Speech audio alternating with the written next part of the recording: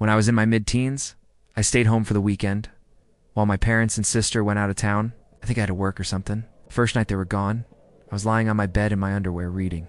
My bedroom was on the second floor, and a few feet away was my bedroom window open, except for a screen, with the roof of the downstairs family room right there at sill level. While reading, I suddenly became conscious that for some time, I had been hearing that family room roof creak. It was a familiar sound from when I used to crawl out that window and walk around out there.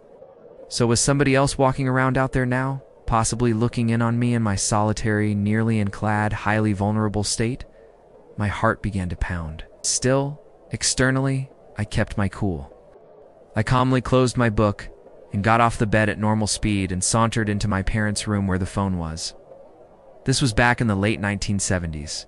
I called the police and explained what was happening. For the next few minutes, just stood there in the dark, quivering with adrenaline. Suddenly, there came a violent pounding on the window of the bathroom adjacent to my room and opening onto that same roof. Just about jumped out of my skin. Then a firm voice called out, "Police, sir! What a relief!" I ran to the bathroom and saw a uniformed patrolman with a flashlight. "There's nobody out here, but there is a ladder up against the house." What? I'd been helping my dad do some painting earlier that day. Weffer everyone had left, and when he'd finished, he'd just laid the ladder down in the grass. And I'd told him he should put it away, so that nobody came along in the night, and messed with it, and he de-pooped the idea and walked away. Damn it. I told this to the officer and suggested that I'd like to come down and put it away if he'd give me a hand.